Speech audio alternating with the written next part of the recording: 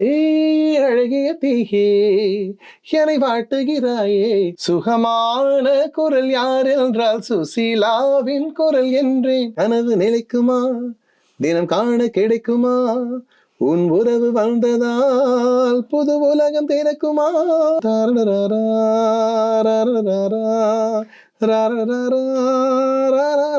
அன்பே என் அன்பே உன் விழி பார்க்க, மெல்லினமே மெல்லினமே நெஞ்சில் மெல்லிய காதல் பூக்கும்.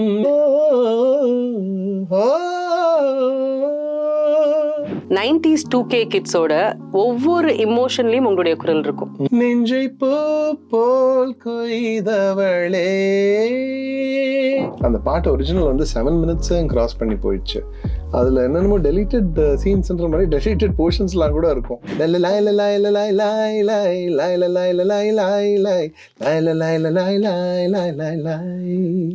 சூப்பர், அவ்வளவு அழகா இருக்கும் பாட்டு, ஸ்டைலிஷா இருப்பாரு அதுல. ஏகே ஆதார் போட்டோல கூட அழகா தான் இருப்பாரு. கெரியர்ல ஒரு மைல் ஸ்டோன் அப்படின்னு சொல்லுவேன் நான். சக்கரையில வந்து எவ்வளவு வருஷம் ஆனாலும் அப்படியே இந்த தூக்க கலக்கத்தோட ஜெட்லாகோட பாடின ஒரு பாட்டு தான் அது. ஆனா அந்த பாட்டை எனக்கு வந்து ரெக்கார்ட் பண்ணது வந்து இயக்குனர் மிஷ்கின் அவர்கள். தமிழ் ரொம்ப நல்லா நேசிக்கக்கூடிய ஒரு மியூசிக் டைரக்டர் ஹாரிஸ் சார் கூட. அவர் வந்து அந்த உச்சரிப்பு ரொம்ப பிடிக்கும். தமிழ்ல யாராவது குத்துப்பாட்டு கேட்டா என்னதுன்னா சொல்லுவாங்க, சார் உங்க வாய்ஸ் வந்து ஒரு பிபிஎஸ் ஏஎம் ராஜா மாதிரி அப்படின்னு சொல்லியே எனக்கு குத்துப்பாட்டு வராம பண்ணாங்க. இவ கண்ண பார்த்தா ஐயோ அம்மா அவன் அந்த பாட்டு ரொம்ப எனக்கு வந்து என் அன்பே உன் விழி பார்க்க. ஒரு நாள் நான் இந்த ஆர்காட் ரோட்ல வந்து டிரைவ் பண்ணிட்டு போகும்போது தாம் தூம்னு போட்டிருந்தது, ஹாரிஸ் ஜெயராஜ் மியூசிக்கல்னு அது போட்டிருந்தது. அடடே இந்த படத்துல நான் பாடினா நல்லா இருக்குமே ஜெயம் ரவிக்கு அப்படின்னு நான் நினைச்சேன்.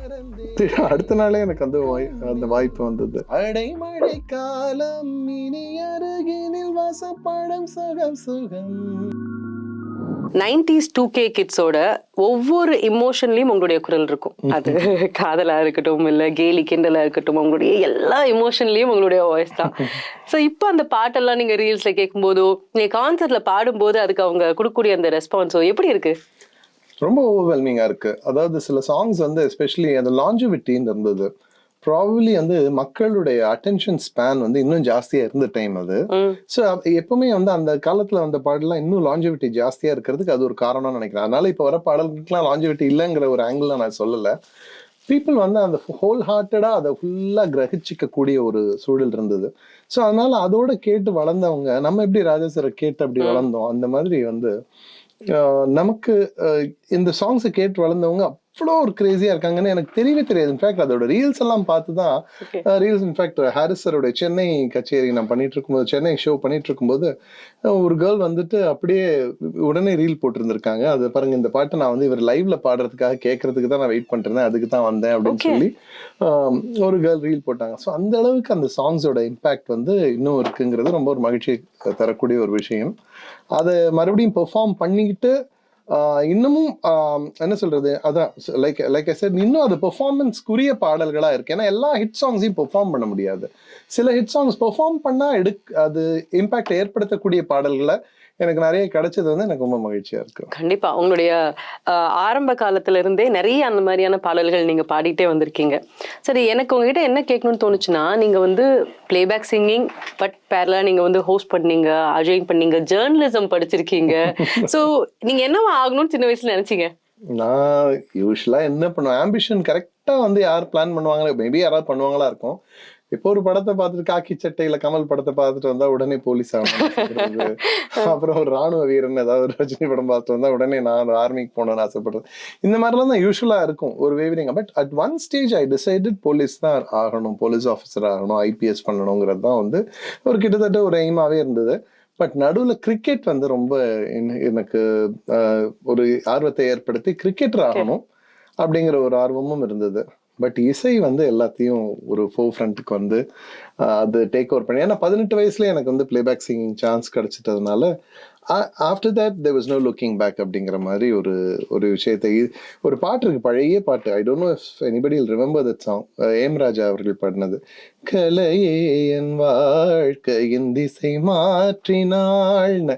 அந்த மாதிரி அந்த கலை வந்து என்னுடைய வாழ்க்கையோட திசையை மாற்றி அந்த திசையிலே கொண்டு போயிடுச்சு. ஹாரிஸ் ஜெயராஜ் சார் அவருடைய முதல் படத்துல இருந்து கன்சிஸ்டன்டா உங்களுக்கு நீங்க அந்த படத்துல அவருடைய பாடல்கள்ல இருக்கிறீங்க. அந்த பாண்டிங் ஹாரிஸ் சாரோட, ஏன்னா ஜிங்கிள்ஸ்ல இருந்தே அவருக்கு நீங்க ஒர்க் பண்ணிட்டு இருக்கீங்க இல்லையா? அது வந்து இன்ஃபேக்ட் இப்போ மலேசியால recently we had a show last year. அப்போ வந்து அவர் சொன்னாரு, என்ன எல்லாருமே வந்து ஹரிஷ் ஜெயராஜ்னு இவரை ஹாரிஸ் ராகவேந்திரான்னு கூப்பிடுறாங்க. உண்மைதான் அது. என்ன எல்லா இடத்துலயுமே இன்ஃபேக்ட் என்னோட ஷீல்டுலாம் நான் வாங்கின ஷீல்டெல்லாம் கூட அப்புறம் வீட்டுல வந்து பார்த்தா என்னடா இது ஹாரிஸ் ராகவேந்திரான்னு போட்டு கொடுத்துருப்பாங்க ஷீல்டு. அவர் ஹரிஷ் ஜெயராஜ் மியூசிக் பண்றாருன்னு சொல்லுவாங்க. அது வந்து அவருக்கும் தெரிஞ்சிருக்கு.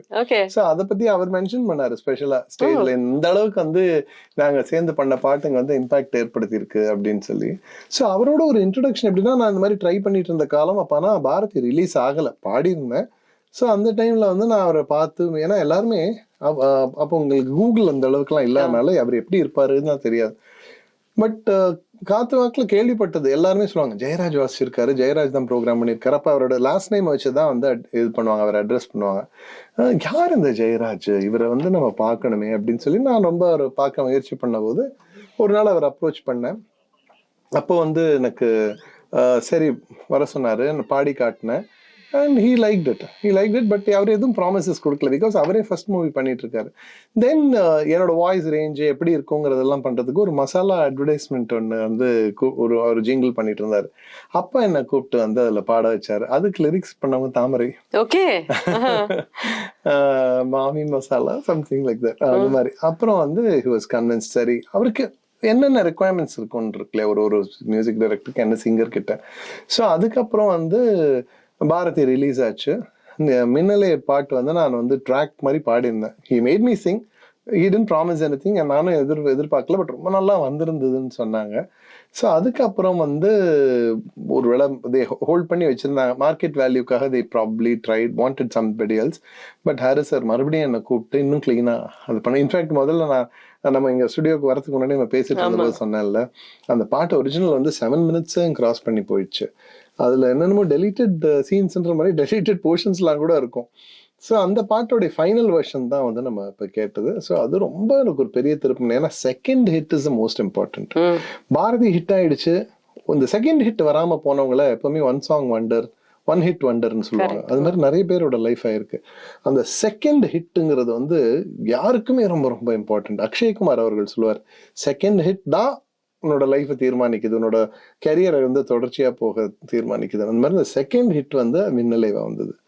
அதுக்கப்புறம் மஜ்னு, ஆகாய சூரியன், அப்புறம் யுவன் சங்கர் ராஜா அவர்களுக்கும் மணி சர்மா அவர்களுக்கும் பாரணி, அந்த மாதிரி எல்லா மியூசிக் டைரக்டர்ஸ்க்கும் பாடுவதற்கு ஃப்ளட் கேட்ஸ் ஓபன் பண்ணுச்சுன்னு தான் சொல்லுவேன்.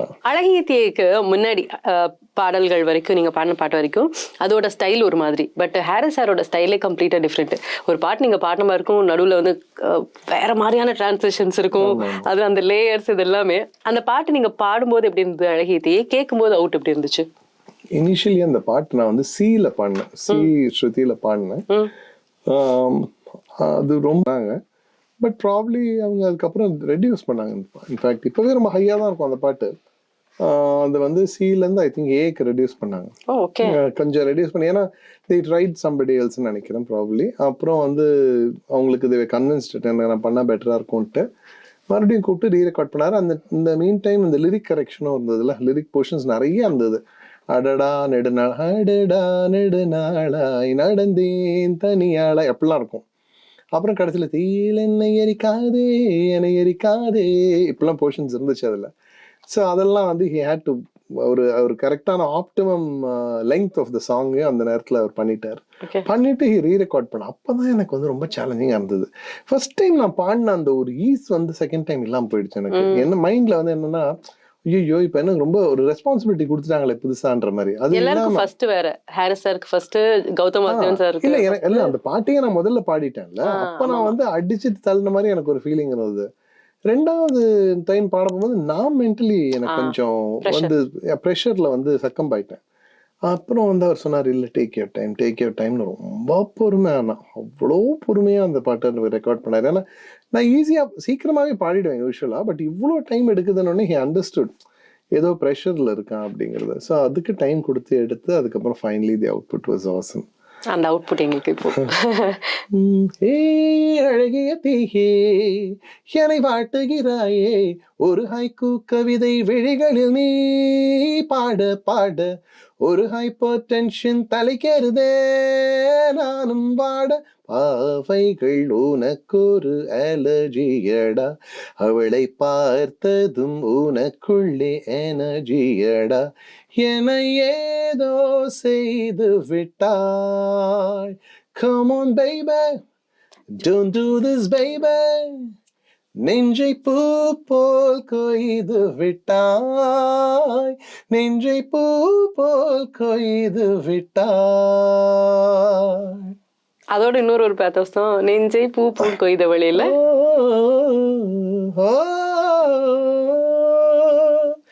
நெஞ்சை பூ போல் கொய்தவளே என ஏதோ செய்தவளே. அண்ட் அடுத்தது சொல்லும்போது மணி சர்மா சார் நான் சொல்லுவேன் ஆக்சுவலி. ஏன்னா அவர் வந்து சில மூவிஸ் தான் தமிழ்ல பண்ணாரு, அதுல மேக்ஸிமம் விஜய் சாரோட பாடல்கள், அதுல எல்லாத்துலயுமே நீங்க பாடியிருக்கீங்க இல்ல? எனக்கு நல்லா ஞாபகம் இருக்கு. நான் அப்போ first year of my college Youth release ஆகுது சர்க்கரை நிலவே. அப்போ எஃப்எம்லாம் கிடையாது, எப்பயோ ஒரு வாட்டி தான் அந்த பாட்டுலாம் ப்ளே பண்ணுவாங்க. அது ஹாஸ்டல்ல இருக்கும்போது ப்ளே பண்ணிட்டாங்கன்னா அது ரேடியோ தூக்கிட்டு வச்சுட்டு ஏ சர்க்கரை நிலவே அப்படின்னு சொல்லிட்டு அது வந்து பை ஹார்ட் பண்ணியிருக்கோம் லைன் பை லைன். இன்ஃபேக்ட் அது பாக்குறதுக்கும் விஷுவல் அவ்வளோ நல்லா இருக்கும். அவர் போட்டிருந்த அந்த ஆரஞ்சு கலர் ஷர்ட்லாம் அப்போ அவ்வளோ ட்ரெண்ட் ஆச்சு. ஏன்னா அது வரைக்கும் அந்த கலர்லாம் போடவே மாட்டாங்க, பட் அதுக்கப்புறம் ட்ரெண்ட் ஆச்சு. இந்த பாட்டு வந்து அப்படி ஒரு என்ன சொல்றது சூப் சாங்னு இப்ப சொல்றோம், பட் அது ரொம்ப அழகா அந்த வார்த்தைகள் வந்து எங்கேயுமே யாரையுமே ரொம்ப ஒரு மாதிரி காலெல்லாம் படுத்தாம ரொம்ப அழகா எழுதியிருப்பாங்கல்ல. ஆமா ஆமா. இன்ஃபேக்ட் ரீசெண்டா யாரோ ஒருத்தர் சொன்னாங்க, எனக்கு அவர் பர்சனலா பழக்கம் இல்லை, இயக்குனர் பா ரஞ்சித் அவர்கள் வந்து அன்னைக்கு ஒரு நாள் இந்த பாட்டை பத்தி அவர் ஒரு இடத்துல சும்மா கேஷுவலா பேசியிருந்தாரு. அப்பா, அதாவது இந்த நீங்க சொன்னீங்களே இந்த மாதிரி இந்த சூப் சாங்க கூட எவ்வளவு கவிதைத்துவமா பண்ணிருக்காங்க பத்தியா அப்படின்னு அவர் பேசினதா நான் கேள்விப்பட்டேன். In fact thanks to him. எனக்கு அவர் பர்சனலா பழக்கம் இல்லை. ஸோ அது நீங்க சொன்னது அந்த லிரிக்கல் வேல்யூ ஆகட்டும், அந்த மியூசிக் ஆகட்டும், அந்த அளவுக்கு வந்து ஒரு அற்புதமான சாங் எனக்கு கிடைச்சதுன்னா ஒரு பாக்கியமா நினைக்கிறேன். அவ்வளவுதான். அந்த சாங்க்கும் வந்து ஒரு சில ட்ரிவியாலாம் இருக்கு. என்னன்னா, நான் அப்ப கனடா போயிட்டேன் ஒரு ப்ரோக்ராம்காக.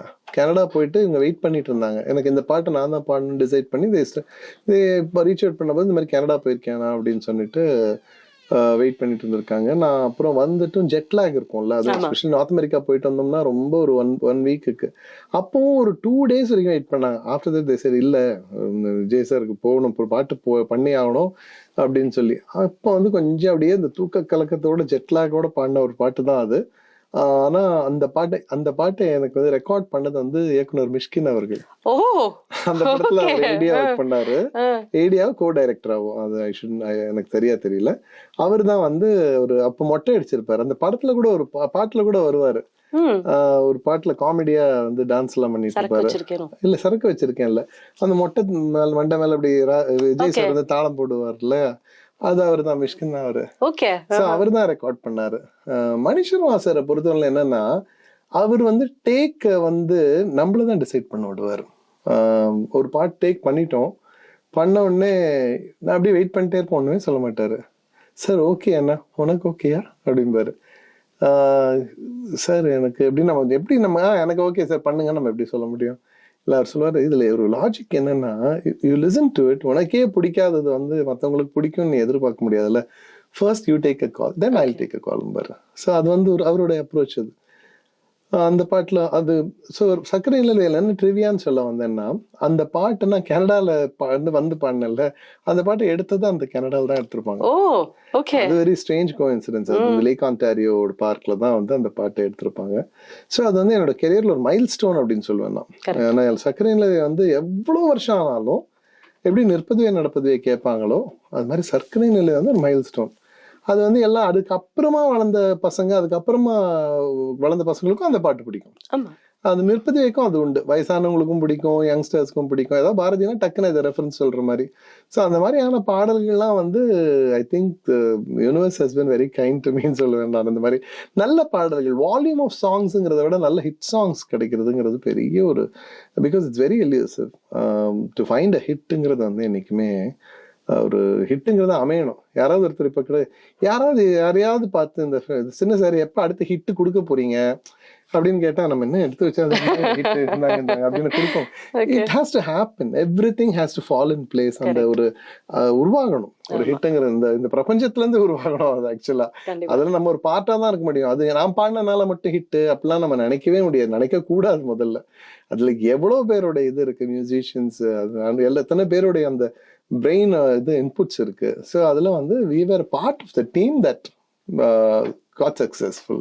Very nice. எனக்கு அந்த பாட்டு பட் ஆனா எனக்கு இதுல இருந்து நவம்பர் மாதத்துல இருந்து, ஏன்னா அதுல இருந்து நவம்பர் மாத மழையில் நான் நனைவேன் என்றேன், எனக்கும் கூட நனைதல் மிக பிடிக்கும் என்றாய், மொட்டை மாடி நிலவில் நான் குளிப்பேன் என்றேன், எனக்கும் அந்த குளியல் மிக பிடிக்கும் என்றாய், சுகமான குரல் யார் என்றால் சுசீலாவின் குரல் என்றேன், எனக்கும் அந்த குரலில் ஏதோ மயக்கம் என நீ சொன்னாய், கண்கள் மூடிய புத்தர் சிலை என் கனவில் வருவது பிடிக்கும் என்றேன், தயக்கம் என்பதை சிறிதுமின்றி அது எனக்கும் எனக்கும் தான் பிடிக்கும் என்றாய், அடி உனக்கும் எல்லாம் பிடிக்க என்னை ஏன் பிடிக்காதென்றாய், கவிதை பாடின கண்கள், காதல் பேசின கைகள், கடைசியில் எல்லாம் பொய்கள், என் பிஞ்சு நெஞ்சு தாங்குமா. ஐயோ செம்ம அமேசிங். நீங்க விஜய் சாரோட ஸ்கூல்மேட், அவங்க உங்களுடைய சீனியர், இது நிறைய கேள்விப்பட்டிருக்கோம். ஸோ அடுத்தடுத்து அவருடைய படங்கள்ல பாடல்கள் பாடிட்டே இருக்கீங்க. அஃப்கோர்ஸ் மணி சர்மா சாரோட மெல்லினமே ஃபர்ஸ்ட் பாட்டு, அண்ட் தென் சர்க்கரை நிலவே, அப்புறம் கண்ணு தான் கலந்தாச்சு, இது என்னெல்லாம் அமேசிங்கான பாட்டு, ஒரு ஃபாஸ்ட் பீட். ஸோ எனக்காவது ஒரு பார்க்கும்போது டிஸ்கஸ் பண்ணிக்கிங்களே இந்த பாட்டு பாடினது பத்தியில, அதாவது அந்த பாட்டை பாடினது பத்தி இல்லை, ஜென்ரலா அப்பப்போ இந்த மாதிரி விழாக்கள்ல சந்திக்கிறது, ஏதாவது ஒரு ஸ்டார் நைட்ல சந்திக்கிறது, அந்த மாதிரி தான். ஸோ ஜென்ரலி வந்து எல்லாரும் என்ன நினைப்பாங்கன்னா, ரொம்ப ஒரு எங்க டிபார்ட்மெண்ட்டே கொஞ்சம் தனி. அதாவது மியூசிக் டிபார்ட்மெண்ட் கொஞ்சம் அலூஃபா இருக்கும். எப்போ இந்த மியூசிக் டிபார்ட்மெண்ட் வந்து ஆக்டர்ஸோட வி கம் இன் டு கான்டாக்ட்னா, இந்த மாதிரியான ஃபங்க்ஷன்ஸ், ஒரு அவார்ட் ஃபங்க்ஷன்ஸ்லயோ இல்ல ஃபாரின் டூர்ஸ்ல அவங்க ஒரு பார்ட்டா இருந்தாங்கன்னாலும் அப்படித்தான். இல்லைன்னா எதிர்க்க எப்பாவது சந்திச்சுக்கிறது தான். அவர் சந்திக்கும் போது ரொம்ப அன்பா பேசுவார். இட்ஸ் நாட் தட் அவங்களுக்கு வந்து 1000 விஷயங்கள் இருக்கும். அண்ட் மோரோவர் எப்பவுமே வந்து ஹீரோஸோட லீகே வேற. கரெக்ட். அவங்க வந்து சாதாரணமா எல்லாரோடையும் டெய்லி பழகிட்டு இருந்தா அவங்க ஒர்க் அவங்க பார்க்க முடியாது. But it is not that அவங்க வந்து எங்களை அவாய்ட் பண்றாங்கன்னு நான் சொல்ல வரல. they like it, they love the songs, everything. In fact அவர் என்ன ஸ்பெஷலா வந்து அந்த ஆடியோ ரிலீஸ்க்கு என்னை கூப்பிட்டு பாட வச்சாரு. அதே மாதிரி வேட்டைக்காரன் படத்தோட ஆடியோ ரிலீஸ்க்கு அவரோட ஹிட்ஸோட ப்ரீவியஸ் ஹிட்ஸ் படத்தெல்லாம் பாடுறதுக்கு வந்து அவர் ரெக்கமெண்ட் பண்ணி என்னை கூப்பிட்டாரு. அவருக்கு பிடிக்கும் என்னோட வாய்ஸ் ரொம்பங்கனால. ஸோ அந்த மாதிரியான ஒரு சில இன்ட்ராக்ஷன்ஸ் நடக்கும். அப்போ வந்து definitely they'll be but he's a very reserved person ஜென்ரலாவே. அவர் இந்த மாதிரி இவ்வளோ ஒரு பயங்கரமா பெர்ஃபார்ம் பண்ணுவாரு, ஒரு நடிப்பாரு, ஆனா அப்படியே ரிசர்வ்டா இருப்பாரு. அவரோட நேச்சர் அதுதான். He doesn't talk much. அவர் எப்பவுமே ரிசர்வ்டா இருப்பாரு. பட் எப்போ தேவையோ அந்த நேரத்துல he will rise to the occasion. அந்த மாதிரி ஒரு பர்சன் தான். பட் ஜென்ரலா இப்போ ஜெயம் ரவிக்கு நான் பாடின சாங்ஸ் எல்லாம் பெரிய ஹிட். ஸோ அவர் கொஞ்சம் நல்லா 2-3 தடவை பார்த்து. தனுஷுக்கு வந்து நிறைய பாடின ஹிட்ஸ் இருக்கு. மாதவனுக்குலாம் இன்ஃபேக்ட் நிறையவே அவரோட இன்டராக்ட் பண்ணக்கூடிய வாய்ப்புகள் இருந்திருக்கு வேரியஸ் அக்கேஷன்ஸ்ல. ஸோ அந்த நேரத்தில் வி என்ஜாய். அவர் கொஞ்சம் பாட சொல்லி கேட்பாங்க. இன்ஃபேக்ட் ஜோதிகா வந்து நாங்கள் வேற ஸ்டார் நைட்டுக்கு போகும்போது சக்கரை நிலவே பாட்டு பாட சொல்லி கேட்பாங்க. இந்த பாடம் ரொம்ப அவங்களுக்கு இந்த பாட்டு வந்து one of her favourite songs. So அந்த மாதிரி வேற ஆர்டிஸ்டோட பாட்டுகளை கேட்கறதும் உண்டு. அந்த மாதிரி உண்டு. Very nice.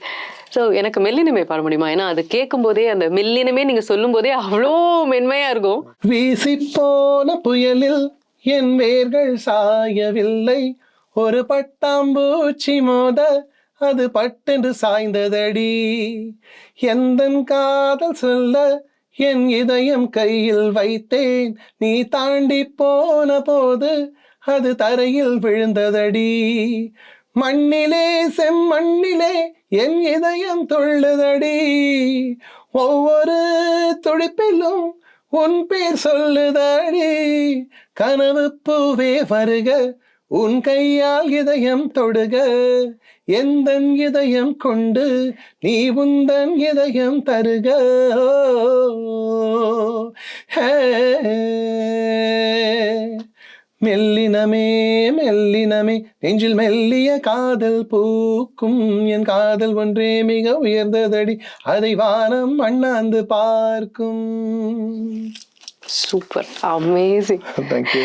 நீங்க இந்த மாதிரி மெல்லோ பாட்டுலாம் பாடிட்டு இருக்கும்போது இமான் சார் டக்குன்னு உங்களுக்கு ஒரு பாட்டு கொடுத்தாரு, கிசு கிசு மனுஷா. அவருக்கு ஆக்சுவலா இன்னும் சில பாடல்களை நீங்க பாடி இருக்கீங்க. விழிகளில் விழிகளில் விழிகளில் விழிகளில் சூப்பர் ஹிட்.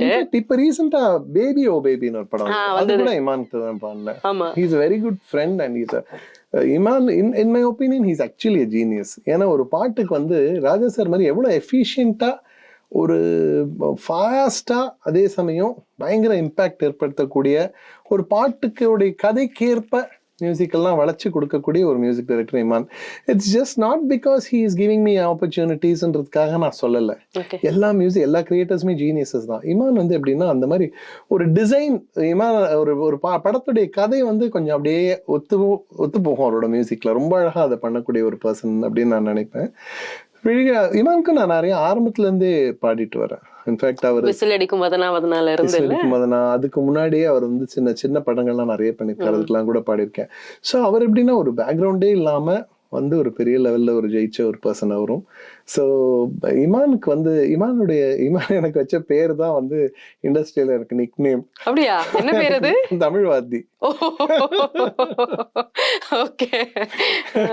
அது இப்ப கூட இமான் ஞாபகம் வச்சிருக்காரு. இப்ப ரெக்கார்டிங் போகும்போது கூட வந்துட்டாருப்பா தமிழ்வாதி வந்துட்டார் அப்படின்பாரு. சோ அவர்தான் வந்து அந்த தமிழ் உச்சரிப்பு வந்து லா லா ழா, இந்த உச்சரிப்பை பாக்குற ஹாரிஸ் சாரும் அப்படிதான். தமிழ் ரொம்ப நல்லா நேசிக்கக்கூடிய ஒரு மியூசிக் டைரக்டர் ஹாரிஸ் சார் கூட. அவர் வந்து அந்த உச்சரிப்பு ரொம்ப பிடிக்கும். அவர் முடிஞ்ச வரைக்கும் நார்த் இந்தியன் சிங்கர்ஸ்ட கூட அந்த உச்சரிப்பை எதிர்பார்த்து எப்படியாவது வாங்குவாரு. என்னோட உச்சரிப்பு ரொம்ப பிடிக்கும். இமானுக்கும் ரொம்ப ரொம்ப பிடிக்கும். தமிழ் மேல ஒரு உண்மையான ஒரு பற்றுதல் உள்ளவங்க இவங்கெல்லாம். So Imman likes it very much. அது அவருக்கு கிசு கிசு மனுஷா வந்து எனக்கு ரொம்ப இன்ஃபேக்ட் அர்ஜுன் சார் வந்து இந்த பாட்டு டியூன் கேட்டிருந்திருக்காரு போல இருக்கு முதல்ல. அப்புறம் யாரை பாட வச்சிங்கன்னா ஹரிஷ் ராகவேந்திரவையா அப்படின்னாராம். ஏன்னா இந்த பாட்டை போய் அவருக்கு அப்புறம் அவருக்கு ஓஹோ நல்லா பாடிருக்கேன், நல்லா வந்திருக்கே அப்படின்னு சொன்னாராம். ஸோ அந்த மாதிரி அதெல்லாம். அப்புறம் வந்து அதே மாதிரி காதலனும் ஜோர்லன்னு ஒரு பாட்டு, காதலனும் ஜோர்ல, ஆமா, அது அந்த பாட்டு வந்து பரத்வாஜ் சார் மியூசிக். ஸோ அது வந்து அவர் இந்த கொஞ்சம் குத்துப்பாட்டுலாம் வந்து எனக்கு கொடுக்கணும் அப்படின்னு நான் கேட்பேன் கூட. சார் தெலுங்குல எனக்கு குத்துப்பாட்டுலாம் தராங்க சார், தமிழ்ல வந்து எல்லாருமே தமிழ்ல யாராவது குத்துப்பாட்டு கேட்டா என்னதுன்னா சொல்லுவாங்க, சார் உங்க வாய்ஸ் வந்து ஒரு பிபிஎஸ் ஏமராஜா மாதிரி அப்படின்னு சொல்லியே எனக்கு குத்துப்பாட்டு வராம பண்ணிட்டாங்க. ஆனா குத்துப்பாட்டு பாட முடியும்ன்றதுக்கு ஒரு இதுதான்.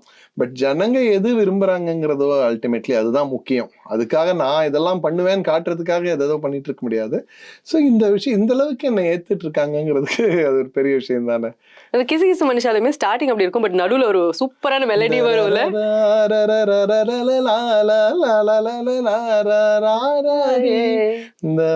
கலவர பகுதியின் இடையடி அதில் கை வைக்கும் இடமில் கண்ணிரடி ஐயோ நன்ன தானா நன்ன தன்னான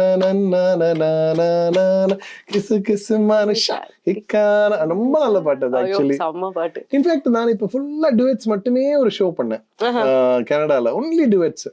அதுல வந்து சோலோஸே இல்ல, 1 or 2 தான், வெறும் நிற்பதே தான் இருந்ததுன்னு நினைக்கிறேன். அதுல வந்து இந்த பாட்டை மிஸ் பண்ணிட்டேன் ஆக்சுவலா.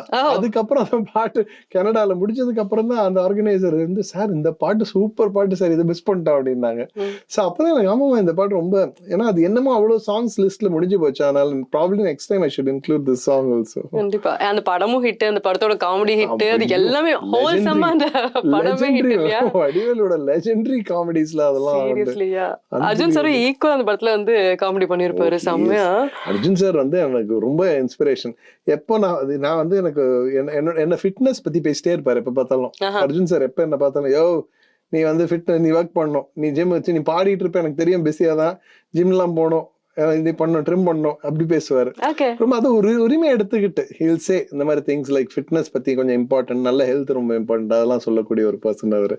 ஏன்னா அவருக்கு தெரியுது இப்போ இப்போ கூட அவர் அப்பா ரோல்ல ஏத்துக்க முடியல என்னால. அவர் ஒரு 30 வயசு மாதிரிதான் இருக்காரு பாக்குறதுக்கு. ஸோ அவர் musically inclined person. Arjun sir வந்து ரொம்ப அவருக்கு மியூசிக்னா பயங்கர ஆர்வம். அவரே வந்து ஸ்டுடியோ செட்டப்லாம் வச்சிருப்பாரு வீட்லயே. He tries playing keyboards, he tries programming அந்த மாதிரிலாம். மேபி ப்ரொஃபஷனலா அவர் இறங்கல, அவ்வளவுதான். ஓகே. ஸோ அதே மாதிரி நிறைய மியூசிக் டைரக்டர்ஸோட அவங்க ஒரு படம் தான் பண்ணியிருப்பாங்க. ஆனால் அதில் உங்களுக்கு ஒரு பாட்டு இருந்திருக்கும். சில படங்கள் பண்ணியிருப்பாங்க, அந்த படத்தில் கண்டிப்பாக நீங்கள் ஒரு பாட்டு பண்ணியிருப்பீங்க. எனக்கு வந்து பரணி சாரோட நீங்கள் ஒர்க் பண்ண எல்லா பாட்டுமே எனக்கு பிடிக்கும். ஆல்மோஸ்ட் அது சார்லி சாப்ளின் பண்ணியிருக்கீங்க, பார்வை ஒன்றே போதுமே. அண்ட் எனக்கு வந்து இந்த பாட்டு எஸ்பெஷலி ரொம்ப பிடிக்கும், சற்று முன் கிடைத்த தகவல் படி. ரொம்ப பரணி சார் வந்து இன்ஃபேக்ட் அவருக்கு நிறைய படங்கள் ஒரு சீசன்ல பண்ணார். நிறைய படத்துல நான் பாடினேன். மெலடி, அவருடைய மெலடி லைன்ஸ் பிடிக்கும். அவரும் ஒரு கவிஞர் பேசிக்கா, அதனால அவருக்கு அந்த தமிழ் வந்து நல்லா பாடக்கூடியவங்களெல்லாம் நல்லா ப்ரமோட் பண்ணக்கூடிய ஒரு மியூசிக் டைரக்டர் அவரு. அவருக்கு நான் பண்ணது சற்று முன் கிடைத்த தகவல் படி தொலைந்து போனது என் இதயமடி, உயிரே என் உயிரே என் உயிரே உயிரே நிலை மாறாமல் தனை நானான அடி உனக்கே காத்திருப்பேன். ஸோ பரணியை பத்தி சொல்லணும்னா அவர் இன்ஃபேக்ட் இப்போ கூட நான் யோசிப்பேன் அவர் பண்ணலாம், இன்னும் கூட அவருக்கு ஆப்பர்ச்சுனிட்டிஸ் கிடைக்கணும்னு. பட் இந்த ஆப்பர்ச்சுனிட்டிஸ் கிடைக்கிறதுங்கிறதுலாம் வந்து எப்படின்னே தெரியாது. நம்ம இட் ஷுட் ஹேப்பன், அவ்வளவுதான். பரணி சார் வந்து நல்லா பண்ணக்கூடிய ஆதித்யன் சார் இருந்தார், அவர் இப்போ இல்லை. பட் அவருக்கு கூட வந்து அவர் தான் என்ன முதல் முறை இன்சைட் ஆஃப் ஸ்டுடியோ எப்படி இருக்கும்ன்றது எனக்கு ஆதித்யன் அவர்கள் மூலமா தான் தெரியும். சோ தட் இன்னைக்குமே சக்கச்சக்க வெத்தி குச்சி வந்து ஸ்டில் எப்ப போட்டாலும் ஹிட் அது. இல்ல எனக்கு என்ன ஃபர்ஸ்ட் டைம் ஒரு ஸ்டுடியோக்குள்ள எப்படி இருக்கும்ன்ற இன்சைட் கூட தெரியாது எனக்கு. நான் வந்து ஒரு எங்க அம்மா வந்து டீச்சர். ஸோ அவங்க வந்து ஒரு அங்க ஆட்டோ டிரைவர்ஸ் எல்லாம் வந்து இது கொண்டாடிட்டு இருந்தாங்க, ஆயுத பூஜை விழா. அங்க எங்க அம்மா போயிட்டு பையன் ஒரு பாட்டு பாடலாமா இன்னைக்கு ஈவினிங்ல லைட் மியூசிக்னு போட்டிருக்கீங்களே அப்படின்னாங்க. டீச்சர் பாடலாம் பாடிடலாம் அப்படின்ட்டு அவங்க சும்மா நான் பாடுவேன்னு கூட தெரியாம பண்ணிடலாம் டக்குன்னு ஸ்டேஜ் ஏற்றி விட்டாங்க. அம்மா என்று அழைக்காத உயிர் இல்லையே பாட்டை நான் பாடினேன், ரொம்ப பிடிச்சி போச்சு. அப்ப கீழே ஒருத்தர் நின்றுட்டு இருந்தார், ஒரு குடுமையெல்லாம் வச்சுட்டு, ஒரு மியூசிஷியன் ஆண்ட்ரூன்ட்டு. இப்ப அவர் மகாபலிபுரத்துல செட்டில் ஆயிருக்காரு. அவரு வந்து என்னை பார்த்துட்டு, தம்பி நாளைக்கு பாலு ஸ்டுடியோக்கு வந்துருங்களேன் காலையில அப்படின்ட்டாரு. எனக்கு வந்து பாலு ஸ்டுடியோ சரி சார்ன்ட்டேன். அவர் யாரு, அவர் அட்ரஸ் என்ன, போன் எதுவுமே வாங்கிக்கணும்னு கூட தோணல. ஏதோ பாலுன்னு ஒரு ஸ்டுடியோ இருக்கு போல இருக்குன்னு நினைச்சுக்கிட்டேன். அந்த அளவுக்கு இக்னோரண்டா இருந்தேன் நான். ஏன்னா பாலுன்னா எஸ்பிபி அவர்களுக்கு வந்து தி அட்ரஸ் எஸ் பாலு, ஒரு செல்லமா அங்கதான் போகணும். எஸ்பிபி சாரோட ஸ்டுடியோ எங்க, அந்த அட்ரஸ் எல்லாம் போகணும்னு தெரியாது. யாருகிட்டயே போய் ஏதோ பாலுன்னு ஒரு ஸ்டுடியோ இருக்காங்க, எங்க போனோம்னா பாலுன்னா அது எஸ்பிபி தான்ப்பா, அவர் ஸ்டுடியோ அங்க இருக்கு சாலிகிராமத்துல போ அப்படின்னு. அப்பதான் உள்ள போய் பார்த்தா, ஓ ஸ்டுடியோன்றது இப்படிதான் இருக்குமா, மைக் எல்லாம் இப்படிதான் இருக்குமா, இந்த மாதிரி எல்லாம் நான் பாக்குறேன். ஸோ அப்ப அவர் தான் என்ன ஃபர்ஸ்ட் இன்சைட் ஆஃப் ஸ்டுடியோ காட்டினவர். அப்போ ஒரு ட்ராக் வந்து பாட வச்சாரு ஏதோ ஒரு படத்துல. ஸோ அவருக்கு அதுக்கப்புறம் நான் வந்து பாடியிருக்கேன், நிறைய ஆல்பம்ஸ் எல்லாம் பாடியிருக்கேன். ஃபர்ஸ்ட் இந்த ரீமிக்ஸ் கலாச்சாரம் வந்து ஆக்சுவலா ஆதித்யன் தான் உருவாக்குனாரு. அவர் வந்து இந்த பாட்டு அவருக்கு வந்து இந்த நடையா இது நடையா ஒரு நாடகம் அன்றோ நடக்குது, அந்த பாட்டோட ரீமிக்ஸ் எல்லாம் பாடினேன். ரீமிக்ஸ் நிறைய ஒரு சீசன்ல பண்ணி ஒரு ட்ரெண்டிங் பண்ணார் அப்போ. ஸோ இந்த மாதிரி பல நீங்க சொல்ற மாதிரி பரணி, ஆதித்யன், சிற்பி சாருக்கு வந்து ரகசியமானது காதல் பண்ணேன். ஸோ இன்ஃபேக்ட் சிற்பி சார்லாம் ஒன் சாங் ஒரு சின்ன படம் பண்ண மியூசிக் டைரக்டர் சொல்ல முடியாது, நிறைய பண்ணிருக்காரு, பெரிய மியூசிக் டைரக்டர் தான். ஸோ அவருக்கு ஆனா அவரோட ஒரு பெரிய ஹிட் தான் எனக்கு கிடைச்சது. அது வந்து ஆனா ரொம்ப இப்ப ரீசெண்டா கூட அதை பெர்ஃபார்ம் பண்ணேன். இப்ப கூட அந்த பாட்டு பெர்ஃபார்ம் பண்ணக்கூடிய லிஸ்ட்ல தான் இருக்குது. ஸோ நிறைய நியூ மியூசிக் டைரக்டர்ஸ்க்கு பாடினேன். அப்புறம் ஒரே குடும்பத்துல இன்ஃபேக்ட் யுவன் சங்கர் ராஜாக்கு பாடினேன், பவதாரணி அவங்களுக்கும் பாடியிருக்கேன், கார்த்திக் ராஜாக்கு பாடிருக்கேன். 4 மியூசிக் டைரக்டர்ஸ் அவங்க வீட்டுல, குடும்ப பாடகர். எனக்கு பரணி சாரோட பார்வை ஒன்றே போதுமே அந்த 2 லைன், திருடிய இதயத்தை திருப்பி கொடுத்து விடு காதலா என் காதலா என் காதலா,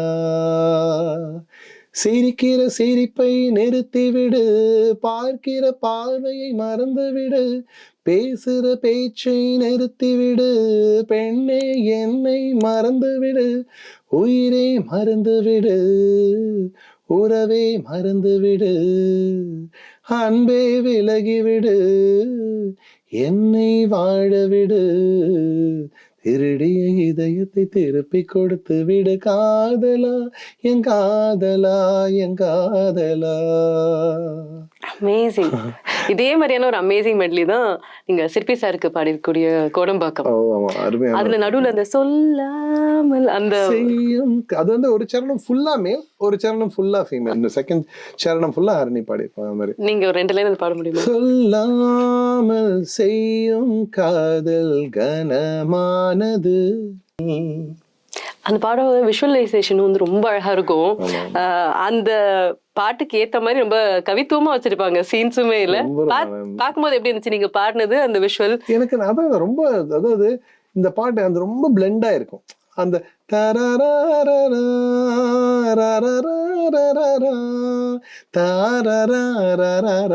அப்படின்னு அந்த ஆடு சத்தம், இந்த சத்தம் எல்லாம் வச்சிருப்பாங்க, ரொம்ப அழகா இருக்கும். சில பாட்டு நம்ம பாடும்போது இவ்வளவு அழகா அதை எடுப்பாங்களான்னு தெரியாது. சோ அந்த மாதிரி ரொம்ப எனக்கு ஹாப்பினஸ் கொடுத்த ஒரு பாட்டு தான் அது. கார்த்திக் ராஜா அவருக்கு வந்து தேசிங் ராஜா ஆக்சுவலி ரொம்ப ஒரு பவர் பேக்ட் பாட்டு அது. கார்த்திக் ராஜா அப்படிதான். In fact I consider him as one of the best talents actually. யுவனே சொல்லுவாரு, இன்ஃபேக்ட் யுவன் சங்கரே சொல்லியிருக்காரு பல சமயம், எங்க அண்ணா வந்து என்னோட பல மடங்கு டேலண்ட் அப்படிம்பாரு யுவன் கேட்டா. சோ அது என்ன, சில அவங்களுக்கு டீம்ஸ் ப்ராபப்ளி அமையாமல் இருக்கலாம். இப்போ யுவனுக்கு வந்து அமைஞ்ச டீம்ஸ்லாம் இருக்கு இல்லையா, செல்வராகவனோட அந்த மாதிரியான கரெக்டான டைரக்டர்ஸும் அவரோட அந்த கெமிஸ்ட்ரி இல்லாம இருந்திருக்கலாம். இல்லைனாலும் அவர் பண்ண பாட்டு எல்லாமே வந்து செமையா இருக்கும். அதுல வந்து மேடிக்கு நான் பாடின இன்னொரு ஹிட் சாங் தான் தேசிங் ராஜா, தேசிங் ராஜா, சிறு சிறு கருன்னு முழிப்பது ஏன், தஞ்சாவூர் ராணி, தஞ்சாவூர் ராணி, குறு குறு குறுன்னு பார்ப்பது ஏன். அந்த பாட்டு இன்ஃபேக்ட் என்னன்னா ஒரு ட்ரிவியா, நானும் சுஜாதாக்காவும் ஒன்னாவே தான் ரெக்கார்ட் பண்ணோம், ஒரே நேரத்துல ரெக்கார்ட். அந்த மாதிரி சில சாங்ஸ் தான் அந்த மாதிரி ரெக்கார்ட் பண்றாங்க. இப்போ அதுவும் பண்றாங்களான்னு தெரியல எனக்கு. அப்பவும் அதாவது தனித்தனியா ரெக்கார்ட் பண்ற ஃபெசிலிட்டி இருந்தும் கூட சில நேரத்துல அந்த ஃபீமேலோட சேர்ந்து ரெக்கார்ட் பண்ணது இருக்கு. அதே மாதிரி ஸ்ரேயாவுடைய ஒரு சாங், குண்டு மல்லி குண்டு மல்லி தென்றல் காத்து அடிச்சதும் கண்ணு தரக்குது, கண்ணன் கண்ணு பட தேனு சொரக்குது, கையில் நீ எடுத்து உன் தோளில் மாலை கட்டு, மஞ்சள் எல்லாம் வானத்திலே அந்தியில ஒட்டிக்குச்சு, குங்குமமும் சேர்ந்துக்குச்சு, தாங்கிடுமா பிஞ்சு நெஞ்சு. இந்த பாட்டு நானும் ஸ்ரேயா ஒன்னாதான் ரெக்கார்ட் பண்ணோம். ராஜா சார் சொல்ல மறந்த கதை ராஜா சார் பாட. ஸோ இந்த மாதிரி ஆனா சேர்ந்து பாடும் போதும் அது வந்து ரொம்ப ஹாப்பியா இருக்கும். அது ஆக்சுவலா தனியா பாடிட்டு இருக்கிறத விட அந்த 2 ஆர்டிஸ்ட் பாடுறாங்கன்னா சேர்ந்து பாடும்போது ரொம்ப அழகா தான் இருக்கும் அது. பட் அதெல்லாம் டெக்னாலஜி வந்து சர்டன் திங்ஸை வந்து மாத்திக்கிட்டே தான் இருக்கும். கார்த்திக் ராஜா சார் சொல்லும்போது எனக்கு இன்னொரு பாட்டு உங்களை பாட வச்சு கேட்கணும்னு ரொம்ப ஆசை, செல்ல மேல காதல் வானொலி. பட் அதுல ஒரு சின்ன போர்ஷன் தான், அதுல ஒரு ப்ரீலூட் மாதிரி தான் நான் அதோட சேர்ந்து. ரொம்ப அழகான பாட்டுல 8 திசைகளும் சாட்சிகளாக 4 கண்கள் சண்டைகள் போட, மெல்லிய தாமரை பூவே நிறுத்தாள் நனனா நனனா அப்படின்னு வரும். சாரி, ஆரம்பிக்கிறது வேற மாதிரி ஆரம்பிக்கும், நடுவுல இது ஒரு காதல் வானொலி வேற இதுல போ. அதான் சொன்னேன், கார்த்திக் ராஜா வந்து அவருடைய நாலேஜ் ஆஃப் கார்ட்ஸ் அந்த இதெல்லாம் டெக்னிக்கல் நாலேஜ்லாம் amazing. I wish he does more movies actually. அப்புறம் உங்களோட ஒரு மேஜிக் காம்போ இருக்கு, உங்களுக்கே தெரியும், யுவன் சங்கர் ராஜா, முத்துக்குமார், ஹரிஷ் ராகவேந்திரா. என்ன மேஜிக் அது? முத்துக்குமாரோட வந்து எனக்கு வந்து ஃப்ரெண்ட்ஷிப்பே ரொம்ப அதிகம். நானும் அவரும் ஒரே நேரத்துல ட்ரை பண்ணிட்டு இருந்தோம். அவர் பாலுமகேந்திரா இயக்குனர் சார் கிட்ட வந்து அசிஸ்டண்டா இருக்கும்போது இருந்து எனக்கு பழக்கம். அவரு வெற்றிமாறன் எல்லாருமே. ஸோ அவர் அந்த நேரத்துல வந்து கவிஞரா பல நேரத்துல ஒரே நேரத்துல கம்பெனியில போய் ட்ரை பண்ணுவாரு. அப்ப நான் வந்து பாடுறதுக்கு போய் சான்ஸ் கேட்பேன். இந்த மாதிரியே இந்த பழக்கம் ஒரே நேரத்துல 2 பேருக்கும் ஒரு பிரேக் கிடைச்சு அவங்க துறைகள்ல முன்னுக்கு வரக்கூடிய ஒரு வாய்ப்பு. அண்ட் முத்துக்குமார் எழுதின பாடல்கள் எல்லாம் அந்த ஒரு 10 வருஷம் வந்து 2 தேசிய விருதுகளும் அதே தான் அவர் கிரியேட் பண்ண ஒரு தாக்கம் வந்து பெரிய ஒரு தாக்கம். இன்ஃபேக்ட் வந்து ஒரு பட்டுக்கோட்டை கல்யாண சுந்தரம் பத்தி சொல்லுவாங்க அந்த காலத்துல. அவரை பத்தி எனக்கு ரொம்ப தெரியாது. அவர் இந்த மாதிரிதான் ஒரு ஓஹோன்னு வந்துட்டு இருக்கும்போதே வந்து பீக்ல இருக்கும்போது அவர் இறந்துட்டாரு. அந்த மாதிரிதான் நாமத்துக்குமாரோட இழப்பு வந்து நம்மளால வந்து தாங்கிக்க முடியாத ஒரு இது. ஸோ அவரு 7G ரெயின்போ காலனி ஆகட்டும், அன்பே என் அன்பே ஆகட்டும், எல்லாமே வந்து தேவதை கண்டேன் ஆகட்டும், எவ்வளோ வந்து ஹிட் சாங்ஸ் வந்து இன்ஃபேக்ட் அவருக்கு வந்து என்ன ரொம்ப பிடிக்கும். Not just because I'm a friend. என்னோட அந்த தமிழ வந்து என்ன சோழியா என்னை சுழற்றினாய் சூழ்நிலை திசை மாற்றினாய், அது எழுதும்போது எவ்வளவு டஃப்பா இருக்கும்னு தெரியும் உங்களுக்கு. ஒரு ஏன்னா வேற சிங்கர்ஸ் வந்து இப்போ நார்த் இந்தியன் சிங்கர்ஸ்க்குலாம் ரொம்ப சேலஞ்சிங்கா தான் இருக்கும். அது வந்து எப்படி அவங்க எழுதின அந்த இம்பாக்ட் கரெக்டா வந்திருக்கா, அது எழுதின அந்த எதிர்பார்த்த ஒரு எஃபெக்ட் வந்திருக்காங்கிறது வந்து வந்துருச்சுன்னா கவிஞர்களுக்கு ரொம்ப ரொம்ப சந்தோஷமா இருக்கும். ஸோ அதுல வந்து நாமத்துக்குமார் வந்து அவரோட எல்லா காம்பினேஷனுமே சிலது வந்து எனக்கு ஞாபகம் வரது சொன்னேன். இன்னும் கூட நிறைய பாடிருக்கேன், நிறைய பாட்டு இருக்கு எனக்கு. இன்ஃபேக்ட் நீங்க சொல்லும்போது எனக்கு யுவனோட காம்போல நீங்க பாடின அந்த பாட்டு வந்து தேவதையை கண்டேன் இஸ் அமேசிங். தொட்டு தொட்டு போகும் என்ன பாட்டு அது, பயங்கர அருமையான பாட்டு அது. அது அந்த சீனோட அந்த சிச்சுவேஷனோட இன்டென்சிட்டிய அவ்வளோ அழகா சொல்லக்கூடிய ஒரு பாட்டு அது. அதுல நீங்க அவ்வளோ தியேட்டர்ல அந்த படம் பார்த்தேன்னா அங்க அவ்வளவு பெரிய கெப்பாசிட்டி உள்ள தியேட்டர்ல அந்த படத்தை நான் பார்த்தேன். ஃபேன்ஸோட அந்த படத்துல அப்படி எல்லாரும் ஓடினாங்க. எல்லாம் அந்த பாட்டுங்க ரெண்டும் வரும்போதுதான் தியேட்டர்ல அப்படியே ஒரு திருவிழா மாதிரி கொண்டாடினாங்க. ஸோ அதெல்லாம் மறக்க. அதே மாதிரி அன்பே என் அன்பே சாங் யூஸ்வலா இந்த மாதிரி குத்து பாட்டுகளுக்கு ஆடுறதுங்கிறது வேற. இவ்வளவு ஸ்லோகம்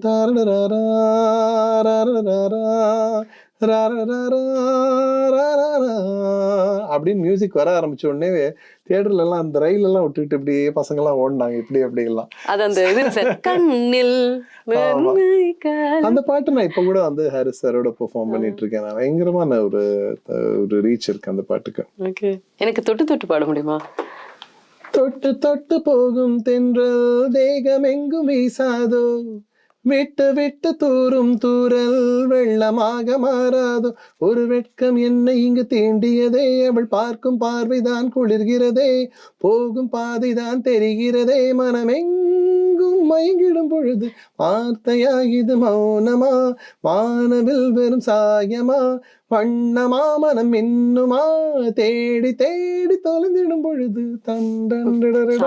அதுல அந்த நடுவுல வருது கனவு பலிக்குமா, கனவு நிலைக்குமா, தினம் காண கிடைக்குமா, உன் உறவு வந்ததால் புது உலகம் திறக்குமா, தோழி ஒன்றும் கரங்கள் தீண்ட தேவனாகி போனேனே, வேலி போட்ட இதயம் மேலே வெள்ளை கொடியை பார்த்தேனே, தட்டு தடவுகின்ற பார்க்கையிலே பாத சுவடு ஒன்று தெரிகிறதே, வானம் ஒன்றுதான் பூமி ஒன்றுதான் வாழ்ந்து பார்த்து வேண்டிடலாமே.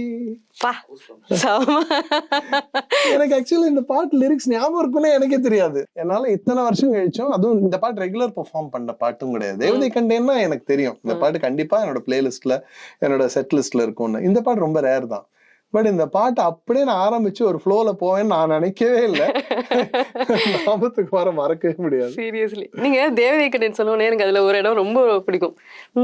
தேவதை தேவதை அந்த ஒரு இடம் அவ்வளவு அழகா இருக்கு. தேவதை தேவதை தேவதை அவள் ஒரு தேவதை தேவதை தேவதை தேவதை தேவதை தேவதை தேவதை தேவதை தேவதை தேவதை அவள் ஒரு தேவதை தேவதை தேவதை தேவதை தேவதை தேவதை விழியோரமாய் ஒரு நீர்த்துளி வழியுதே என் காதலி அப்படின்னு போவோம். இவனோட நீங்க அந்த நாமத்துக்குமாரோட மேஜிக் வந்து அல்டிமேட். அது ஹாரிஸ் சாரோட நீங்க பண்ண காம்போலாம் அது ஒரு மாதிரியான ஹிட். பட் இது வந்து ரொம்ப அப்படி சோல்ஃபுல்லா எங்கேயோ போய் ஒரு இடத்துல அந்த இதயத்தை குத்துற மாதிரியான ஒரு பாடல். ஃபர்ஸ்ட் நான் பண்ணது தீனால தான். என் நெஞ்சில் நீங்களானாலே ட்விங்கிள் ஸ்டாரை போலவே எனக்கும் வாழ்க்கை ஃபுல்ஃபில் ஆனதே, மன வென்டிலேட்டர் திறந்தாளே கவலை புகையும் போகவே டபுளும் இங்கு சிங்கிள் ஆயாச்சே, ஒரு ஸ்கேனிங் செய்தாளே தன் நினைவாளின் இதய பூவை, ஒரு மீனிங் தந்தாளே அன்பாலே என் வாழ்க்கைக்கு தான் லாய் லாய் லாய் லாய் லாய் லாய் லாய் லாய் லாய் லாய் லாய் லாய் லாய் லாய் லாய் லாய் லாய் லாய். சூப்பர். அவ்வளவு அழகா இருக்கும் பாட்டு, ஸ்டைலிஷா இருப்பாரு அதுல. ஏகே செமையா. ஆதார் போட்டோல கூட அழகா தான் இருப்பாரு. எக்ஸாக்ட்லி. ஆமா, அவரோட நடிச்சிருக்கீங்க வேற நீங்க திருப்பதியில. அது எப்படி இருந்தது அந்த சான்ஸ்? இல்ல, அது வந்து என்னன்னா, இயக்குனர் பேரரசு அவர்கள் வந்து அவருடைய பாட்டுங்கள்லாம், அவரோட படத்துல எல்லாம் பாட்டு கொடுத்திருந்தாரு, ஹிட் ஆயிட்டு இருந்தது. ஸோ திடீர்னு ஸ்டுடியோல பார்த்துட்டு ஒரு இது இருக்கு, நடிக்கிறீங்களா நீங்க? நான் சொன்னேன், சார் அந்த ஒரு படம் நடிச்சேன், விகடன் நடிச்சேன். எனக்கு ஏன்னா இப்போ வந்து ஜிவி பிரகாஷ் அண்ட் விஜய் ஆண்டனி வந்ததுக்கு அப்புறம் தான் இந்த crossovers between departments of இது வந்து ஈஸியாக ஆயிடுச்சு. அதுக்கு முன்னாடிலாம் ஒரு சிங்கர் நடிக்க போறத வந்து ஆச்சரியமா பார்ப்பாங்க. சில பேருக்கு பிடிக்கவும் பிடிக்காது. அது எடா ஷூட்டிங் போயிட்டாரு அப்படின்ற மாதிரி நினைப்பாங்க. ஸோ அதனால நான் வேண்டாம் சார், ஆக்டிங் நிறுத்தி வச்சிட்டேன் அப்படின்னோடனே, சரி இல்லை இது அஜித் சாரோட நடிக்க போறீங்கன்னொடனே சரி இந்த ஒரு ஆப்பர்ச்சுனிட்டி, ஒரு பெரிய ஒரு ஆர்டிஸ்டோட நடிக்கலாம் அப்படின்றதுனால நடித்தேன். ரொம்ப ப்ளசண்ட்டாக இருந்தது, அவரோட ஜாலியாக இருக்கும். நிறைய விஷயங்கள் வந்து டிஸ்கஸ் பண்ணுவார் அவர். ஸோ ஐ ஹர்ட் அவர் சொன்னார் ஏதோ 10th ஸ்டாண்டர்டுக்கு அப்புறம் அவர் ஸ்கூலுக்கு போகலன்ட்டு. பட் இந்த உலக ஞானத்தை ஃபுல்லாக எப்போ பார்த்தாலும் படிப்பார். நிறைய அது கூகுள் பண்ணி, அப்போவே இந்த கூகுள் வந்த காலகட்டத்திலேயே நிறைய அதை பற்றி படித்து தெரிஞ்சுப்பார். அண்ட் ஏதாவது விஷயம் தெரியலன்னா என்னை கூப்பிட்டு கேட்பார். அந்த ஒரு நம்ம ஒரு இவங்கிட்ட கேட்டேன் நம்மளை பற்றி தப்பாக நினைப்பானுன்ற மாதிரிலாம் இல்லை. தெரியாத விஷயங்களை கேட்டு தெரிஞ்சுப்பேன். இதை பற்றியாவது நான் பேசினேன்னா வாட் இஸ் இட் அப்படின்னு சொல்லிட்டு அடுத்த நாள் வந்து அதை பற்றி நேற்று நீ சொன்ன இல்லை, அதுக்கப்புறம் போய் படித்தேன் அதை பற்றி அப்படின்னு பேசக்கூடிய ஒரு பர்சன். ஸோ அவர்கிட்ட ஒர்க் பண்ணும்போது ஒரு பிரச்சனையாகவே இருக்குல்ல. It was very pleasant. So அதில் ஆனால் அந்த கேரக்டர் வந்து வில்லன் மாதிரி ஏன் பண்ணீங்க அப்படின்லாம் கேட்டாங்க. சரி, அதனால இனிமேல் நான் பண்றதா இல்லைன்னு நிறுத்திட்டேன். பட் அவர் வந்து பிரியாணி எல்லாம் செஞ்சு தருவாருன்னு சொல்லுவாங்க இல்லையா, அது அந்த டைம்ல இருந்தது. அந்த டைம்ல பிரியாணி எல்லாம் செஞ்சதில்ல. அதுக்கப்புறம் ப்ராப்ளி அவருக்கு அந்த குக்கிங் பேஷன் அப்புறமா வந்துட்டு இருக்கலாம். அந்த டைம்ல அந்த மாதிரியான இதெல்லாம் கிடையாது. பட் ரேசிங் பேஷன் எப்பயுமே இருக்கும் அந்த டைம்ல. ரேசிங் அதெல்லாம் எப்பவுமே லாட் ஆஃப் திங்ஸ். அப்ப ஏரோ மாடலிங் பத்தி நிறைய என்கிட்ட பேசியிருந்தார். ஏரோ மாடலிங்லாம் ஒரு இந்த இன்டர்நெட் ஏரோ மாடலிங் கொஞ்சம் வந்து அவர் என்னன்னா, is a man of passion. அவருக்கு வந்து ஒரு வெறும் சினிமாவை தவிர எனக்கு எதுவும் தெரியாதுன்ற மாதிரிலாம் கிடையாது. வைடா லைஃப்பை வந்து பயங்கர ரசிச்சு வாழக்கூடிய ஒரு பர்சன் நான் நினைப்பேன் அஜித்தை பார்க்கும்போது. இப்போ கூட பாருங்க, அவர் படம் பண்றாரு, அதையும் ஒரு பக்கம் வச்சிருக்காரு சினிமாவை விடாம. But he follows his passion. Racing ஆகட்டும், அதாகட்டும். அண்ட் அதே மாதிரி ஒரு வயசுனாச்சுன்னா தாடி நிறைக்க தான் செய்யும், தலை நிறைக்க தான் செய்யும். அந்த நிறையோட இன்ஃபேக்ட் நிறைய ஏர்லியா நிறைய வரவங்களுக்குலாம் ரொம்ப நிம்மதியை கொடுத்தவர் அவர் தான். அதுவும் ஒரு ஸ்ட்ரெண்ட் ஆக்க முடியும் அப்படிங்கிற மாதிரி. Very interesting person actually. But அந்த டைம் எவ்வளவு நாள் நடிச்சீங்க நீங்க அவர் கூட? ஒரு 10 days ப்ராபபிலி நடிச்சேன். ஓகே. சோ யுவன் அப்படின்னா இந்த பாட்டு நான் உங்களை பாட சொல்லு அப்படின்னா என் மேல வந்து எல்லாரும் கோச்சுவாங்க. கனா காணும் காலங்கள். இது என்ன காற்றில் என்று ஈரப்பதம் குறைகிறதே, ஏகாந்தம் பூசிக்கொண்டு அந்தி வேளை அழைக்கிறதே, அதிகாலை நேரமெல்லாம் தூங்காமல் விடுகிறதே, விழி மூடி தனக்குள் பேசும் மௌனங்கள் பிடிக்கிறதே, நடைபாதை கடையில் உன் பெயர் படித்தால் நெஞ்சுக்குள் ஏனோ மயக்கங்கள் பிறக்கும், படபடப்பாய் சில கோபங்கள் தோன்றும், பனித்துளியாய் அது மறைவது ஏன், நிலநடுக்கம் அது கொடுமைகள் இல்லை, மனநடுக்கம் அது மிக கொடுமை.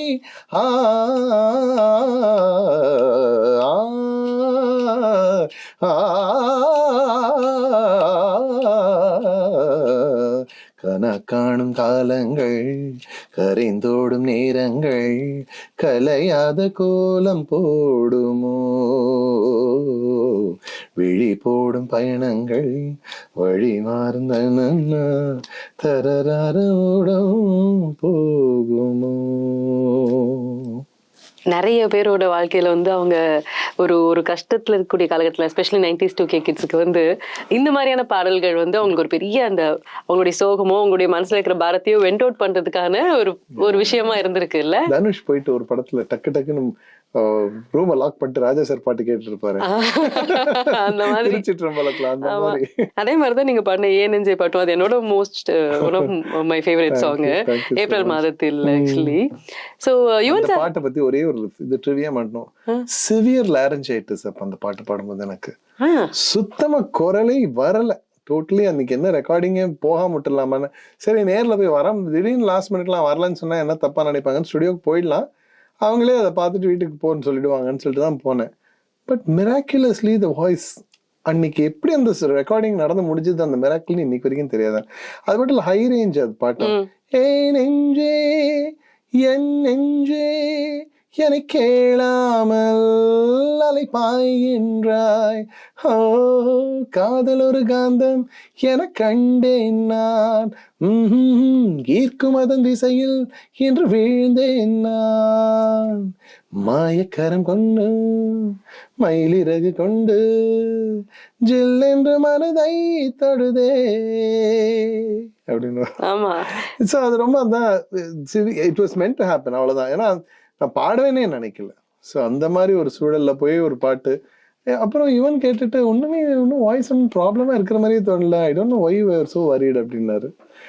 சொன்னா it was miraculously it came out அப்படின்னு. எப்படி இருக்கும் அந்த யுவன் நீங்க நாமத்துக்குமாரோட செஷன்னா கம்போசிங் செஷன்ல நாங்கள் சிங்கர்ஸ் இருக்க மாட்டோம் யூஸ்வலி, இட்ஸ் வெரி ரேர். அப்படி இருந்தது ஒரே ஒரு, எனக்கு தெரிஞ்சு கம்போசிங்னு சொல்ல மாட்டேன், டியூன் வாஸ் ரெடி, பாட்டு லிரிசிஸ்ட் எழுதும் போதே இருந்தது வந்து மொஹலாய் மொஹலாயின்னு ஒரு சாங் இருக்கு அரசாட்சியில அதுக்கு. பட் இதுல வந்து என்ன தாமரை வந்தாங்க, அவங்க எழுத எழுத அது ரெடி ஆச்சு, அப்படி வந்து ரொம்ப ரேர் தான் அது. யூஸ்வலா செஷன்னாக்கா it's between the music director and the and the lyricist தான். அதுக்கப்புறம் தான் வருவாங்க. சில கவிஞர்கள் வந்து ரெக்கார்டிங்க்கு வருவாங்க, சில பேர் வரமாட்டாங்க, ஏன்னா பிஸியா இருந்தாங்கன்னா அவங்க விட்டுட்டு போயிடுவாங்க. ஸோ அந்த ஒரு செஷனுங்கிறத பத்தி நான் சொல்ல முடியாது, இட்ஸ் பிட்வீன் தெம். பட் அது ஃபைனலி அந்த அவுட்புட்டை நம்ம கொடுத்துட்டோமாங்கிறதுக்கு தேல் கால் அப் அண்ட் சே. ஆஃப்கோர்ஸ் நம்ம ஒரு ஏஜ் குரூப்பா இருந்தா அதை பண்ணுவாங்க. ரொம்ப சீனியர் வாலி சார்லாம் திடீர்னு கால் பண்ணுவார், நம்ம எதிர்பார்க்க முடியாது. அது வேற, அவங்க லீக் வேற, அவங்களுடைய காம்ப்ளிமெண்ட்ஸ் வேற லெவல். ஸோ அதுதான் நம்ம ஃப்ரெண்ட்லியா நம்ம ஏஜ் குரூப்ல இருக்கிறவங்க we discuss lot of things. நீங்களும் 3000 பாடல்கள் பாடியிருக்கீங்க. ஸோ அவ்வளோ பாடல்கள், நிறைய ஹிட் நம்பர்ஸ். இதுல ஜீவா சாரோட படம் தாம்தூம், இன்ஃபேக்ட் அதை பத்தி நம்ம ஹாரிஸ் ஜெயராஜ் சாரோட பேசிட்டு இருக்கும்போது கூட அப்போ ஒரு அதை எப்படி ரெக்கார்ட் பண்ணணும்னா சொல்லிட்டு இருந்தாரு. அதுல நீங்க பாட்டு பாடிருக்கீங்க, அன்பே நன்பே. அந்த பாட்டு கண்டிப்பா எங்களுக்கு ஜீவா சார் அப்ப பாத்தீங்களா நீங்க? அதுக்கு முன்னாடி அவரு எனக்கு பாத்திருக்கேன், பட் அந்த படத்துல பாக்கல. 12B நீங்க பாடிருக்கீங்களே? 12B பாடிருக்கேன். அப்போ அவரு ஹி வாஸ் பிஸியா, அந்த வரல ரெக்கார்டிங் ஸ்டுடியோ வரல. ஏன்னா ஹாரிஸ் சார் யூஸ்வலா வந்து அவரே தான் பண்ணுவார். டைரக்டர்ஸ் இருப்பாங்க, சில நேரங்கள்ல தான் இருப்பாங்க, சில நேரத்துல வந்து அவரே தான் பண்ணுவார். மோஸ்ட்லி தனியா தான், மோஸ்ட் ஒரு நைட் டைம்ஸ்ல பண்ணுவாங்க, இல்லைன்னா லேட் ஈவினிங்ஸ்ல. அன்பே நன்பே வந்து இன்ஃபேக்ட் அப்போ அன்பே நன்பே பாடும்போது ஜீவா சார் இருந்தாரான்னு எனக்கு தெரியல. ஏன்னா அந்த படம் வந்து இது நான் சொல்லியிருக்கேன் ஆல்ரெடி வேற இன்டர்வியூல கூட. ஒரு நாள் நான் இந்த ஆர்காட் ரோட்ல வந்து டிரைவ் பண்ணிட்டு போகும்போது தாம் தூம்னு போட்டிருந்தது, ஹாரிஸ் ஜெயராஜ் மியூசிக்கல்னு அது போட்டிருந்தது. அடடே இந்த படத்துல நம்ம பாடினா நல்லா இருக்குமே ஜெயம் ரவிக்கு அப்படின்னு நான் நினைச்சேன். அடுத்த நாளே எனக்கு அந்த வாய்ப்பு வந்தது. ஸோ ரொம்ப அருமையான ஒரு பாட்டு அது. அது இப்போ அந்த அளவுக்கு ஒரு இம்பாக்ட் வந்துட்டு வந்தாலே வந்து ஜனங்க they go crazy. ஸோ அது ஒரு மறக்க முடியாத ஒரு பாட்டு. அன்பே என் அன்பே உன் விழி பார்க்க இத்தனை நாடாய் தவித்தேன், கனவே கனவே கண்ணுறங்காமல் உலகம் முழுதாய் மறந்தேன், கண்ணில் சுடும் வெயில் காலம் உன் நெஞ்சில் குளிர் பனிக்காலம், அன்பில் அடைமழை காலம் இனி அருகினில் வசப்படும் சுகம் சுகம். சூப்பர். ஏன்னா ஹாரிஸ் சாரோட இன்டர்வியூ அந்த யூடியூப்ல பார்க்கும்போது கீழே கமெண்ட்ஸ்ல உங்க பேரை மென்ஷன் பண்ணிக்கிறாங்க கமெண்ட்ல, ஹரிஷ் ராகவேந்திரா அப்படின்னு சொல்லிட்டு. ஸோ ஏன்னா அவருடைய பாடல்கள் ஃபுல்லாத்துலயுமே நீங்க ஒரு முக்கியமான ரோல் உங்களுடைய குரலுக்கு இருக்கு அப்படிங்கிறதுனால. ஸோ நிறைய விஷயங்கள் எங்களோட ஷேர் பண்ணிட்டீங்க. வந்து உங்க டைம் கொடுத்ததுக்கு ரொம்ப ரொம்ப ரொம்ப ரொம்ப நன்றி. Thanks for having me. இந்த மாதிரி ரொம்ப சில இன்டர்வியூஸ்ல தான் நிறைய விஷயங்கள், அதாவது சினிமா சம்பந்தப்பட்டு அதோட அலைடான விஷயங்களை பத்தியும் பேசுறதுக்கான வாய்ப்புகள் நிறைய இன்டர்வியூஸ்ல இருக்கிறது இல்லை. இன்னைக்கு நீங்க அந்த மாதிரி ஒரு வாய்ப்பை ஏற்படுத்தி கொடுத்ததுக்கு உங்களுக்கு நன்றி. அண்ட் ரேடியோ சிட்டி ரசிகர்கள் எல்லாருக்கும் மீண்டும் நான் நன்றியை தெரிவிச்சுக்கிறேன்.